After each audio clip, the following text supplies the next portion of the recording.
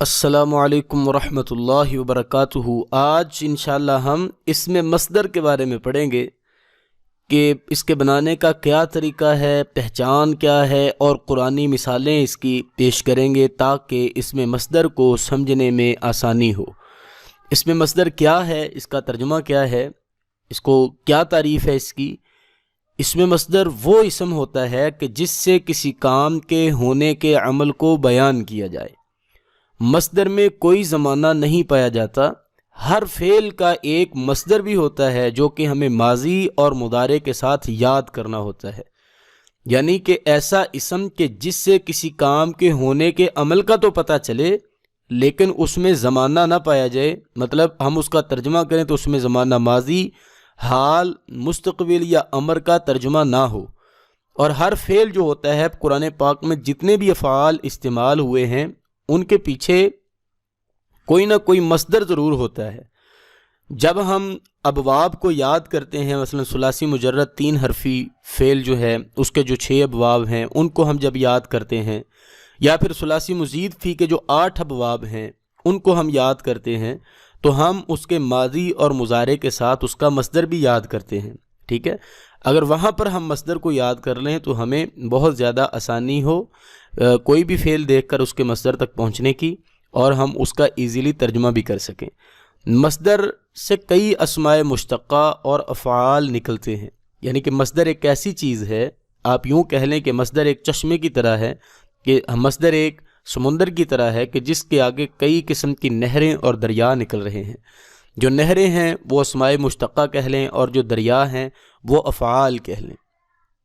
اسماء مشتقہ جیسے رحمت، زراعت، نصر، افعال مشتقہ جیسے ذہب، یذہب، اذہب، یہ مصدر سے آپ کے سامنے جو ہیں یہ افعال نکلے ہیں۔ ذہب وہ چلا گیا، یذہب وہ جا رہا ہے، یہ جائے گا، اذہب تو چلا جا۔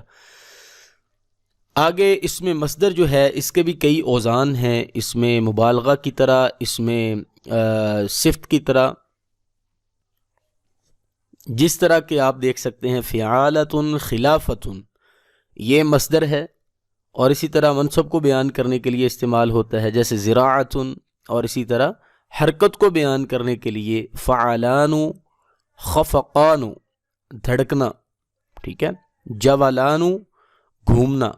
اسی طرح امراض کو بیان کرنے کے لیے اس میں مصدر ہیں فعال، صداع، سر درد ہونا، دوار، چکرانا۔ اب اس میں یہ نہیں کہ یہ کب چکرایا تھا، یا چکرا رہا ہے، یا چکرائے گا، یعنی کہ اس میں زمانہ نہیں ہوتا۔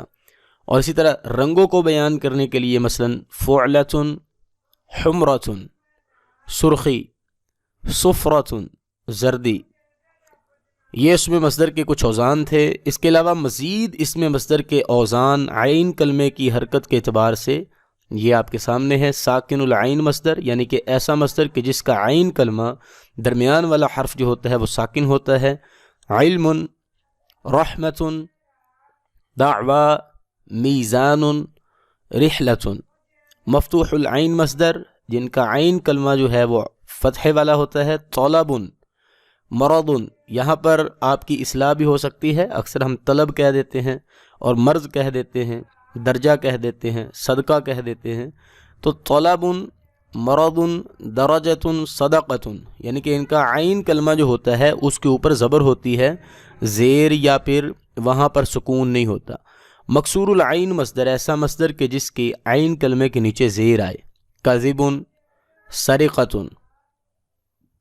مضموم العین مصدر، یعنی کہ جس کے عین کلمے کے اوپر پیش آئے، جیسے سخط۔ ایک مصدر اور ہوتا ہے جس کو مصدر میمی کہا جاتا ہے، یعنی ایسا مصدر کہ جو میم سے شروع ہوتا ہے، اس کے یہ وزن ہے مفعل، مفعل، مفعلۃ، مفعلۃ۔ بہت آسان ہے، مفعل، مفعل، مفعلۃ اور مفعلۃ، یہ 2 وزن یاد کر لیں، صرف مفعل اور مفعلۃ، تو دوسرے کو زیر دے دیں آپ، مفعل اور مفعلۃ۔ اس میں ظرف کا بھی وزن ہوتا ہے لیکن یہ مصدر کے معنی دیتا ہے۔